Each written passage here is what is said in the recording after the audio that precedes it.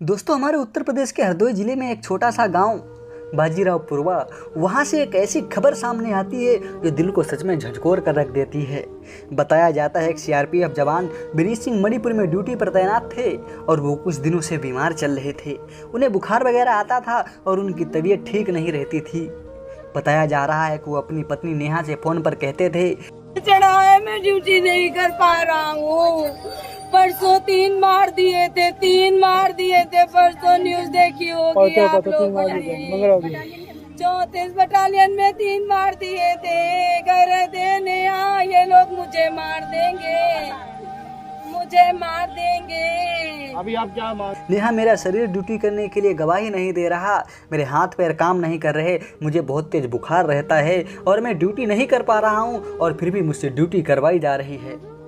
और परिवार के अनुसार विनीत सिंह अपनी पत्नी से कुछ ऐसी बातें भी करते थे कि ये लोग मुझे मार देंगे।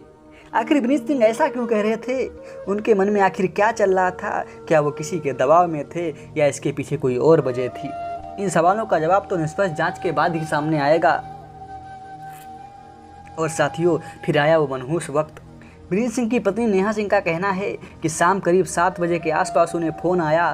फ़ोन करने वालों ने उनसे पूछा कि आपके पति से आपकी बात हुई, और फिर बताया गया कि आपके पति को गोली लग गई है और इसके बाद फ़ोन काट दिया गया।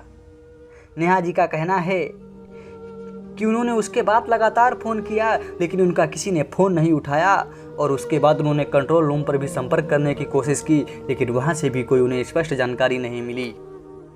और फिर कुछ देर बाद फ़ोन आया और बताया गया कि आपके पति ने आत्महत्या कर ली है, उन्होंने खुद को गोली मार ली है। दोस्तों, ये खबर सुनते ही पूरे परिवार में जैसे सनसनी फैल गई हो।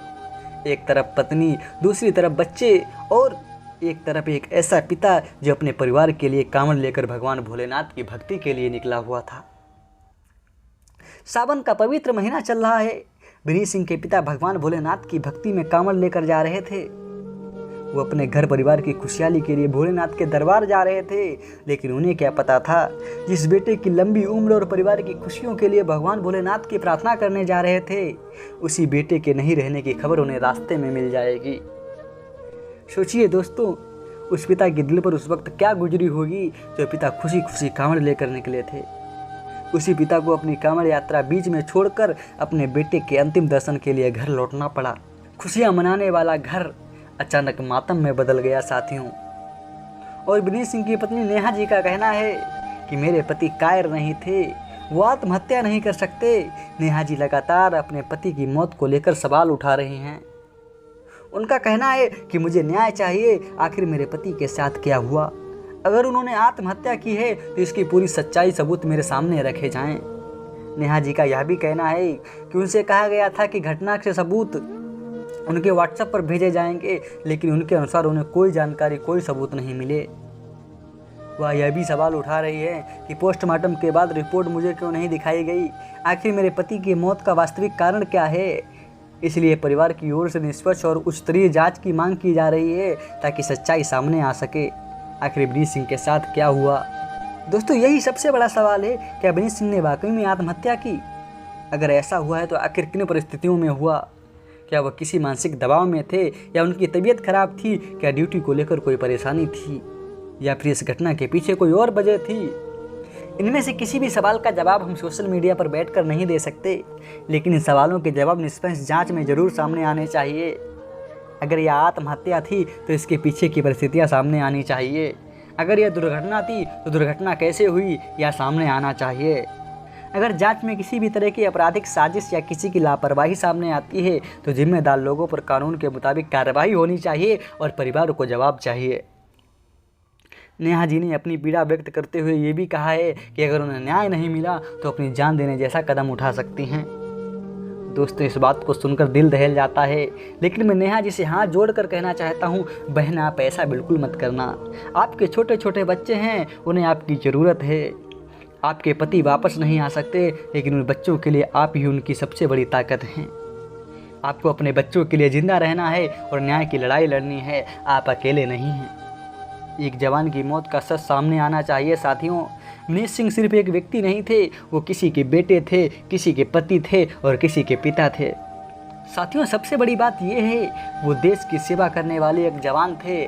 आज उनका परिवार टूट चुका है। एक माँ ने अपना बेटा खोया, एक पत्नी ने अपना सुहाग खोया और छोटे छोटे बच्चों ने अपना पिता खो दिया। ऐसे में परिवार का अधिकार है कि उन्हें मौत की पूरी स्पष्ट जानकारी मिले।